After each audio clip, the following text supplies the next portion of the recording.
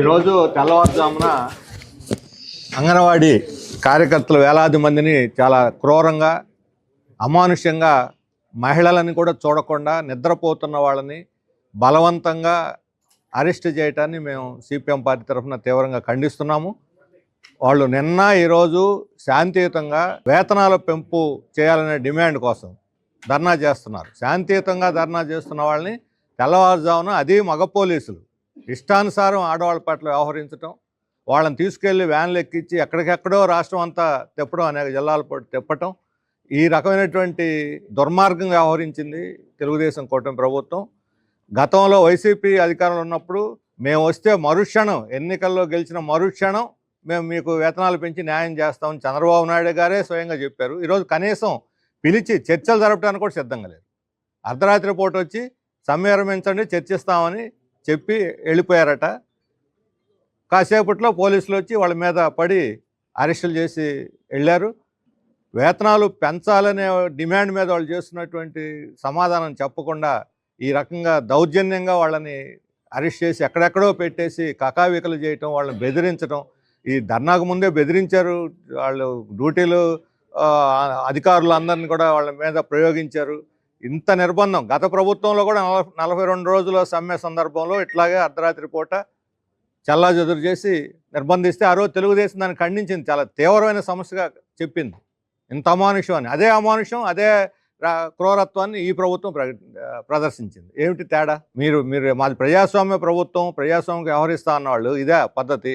మీరు ఇచ్చిన వాగ్దానాన్ని అమలు చేయాలని వాళ్ళు కోరితే ఇదేనా మహిళలకు మీరు న్యాయం చేసేటువంటి పద్ధతి అని నేను చంద్రబాబు నాయుడు గారిని అడుగుతున్నాను. వెంటనే ఆ కేసులన్నీ కూడా వాళ్ళని అరెస్ట్ చేసిన వాళ్ళందరినీ విడుదల చేసి వాళ్ళ నాయకులతో చర్చలు జరిపి వేతనాల పెంపు మీద ఒక నిర్ణయానికి వాళ్ళతోటి అగ్రిమెంట్ చేసుకోవాలని చెప్పి మేము కోరుతా ఉన్నాం. అలా కాని పక్షంలో మొత్తం రాష్ట్ర ప్రజలు, కార్మికవర్గం అందరూ కూడా వాళ్ళకి పూర్తి మద్దతుగా ఉంటారు. వాళ్ళు చేసేటువంటి ఆందోళనకి మా పార్టీ తరఫున మేము పూర్తి మద్దతును కూడా ప్రకటిస్తున్నాం.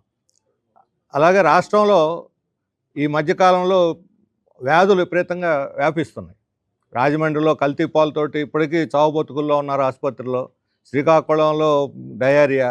అంతకుముందు హాస్టల్స్ దేవరాపల్లిలో కావచ్చు, అనంతపురంలో, సత్యసాయి జిల్లాలో హాస్టల్స్లో తాగిన మంచినీళ్ళు పైపులు సరిగ్గా లేక, కుళాయిలు సరిగ్గా లేక పిల్లలు ఆసుపత్రులు పాలైనటువంటి పరిస్థితి. ప్రాణాలు పణంగా పెట్టి ఈరోజు తాగే మంచినీళ్ళు కూడా సరిగ్గా సరఫరా చేయలేకపోవటం అనేది ప్రభుత్వం యొక్క వైఫల్యము. ఇప్పుడు ఎండాకాలం రాబోతున్నది.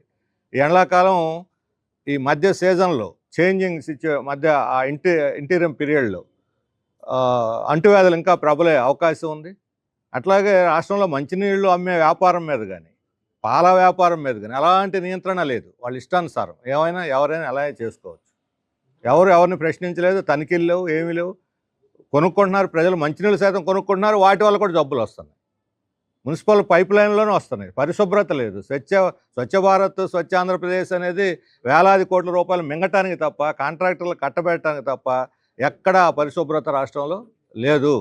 అందుకని తక్షణం అత్యంత ప్రాధాన్యతనిచ్చి యంత్రాంగాన్ని, యుద్ధ ప్రాతిపదిక మీద యంత్రాంగాన్ని కదిలించి ఈ అంటువ్యాధులని ప్రబలకుండా నివారించాలి. అట్లాగే వైద్య సౌకర్యాలన్నీ కూడా ప్రభుత్వం తీసుకోవాలి. ఆరోగ్య జాగ్రత్తలన్నీ కూడా ప్రజల్ని అప్రమత్తం చేయాలి. అధికార యంత్రాంగాన్ని కూడా అప్రమత్తం చేయాలని చెప్పి మేము డిమాండ్ చేస్తున్నాం.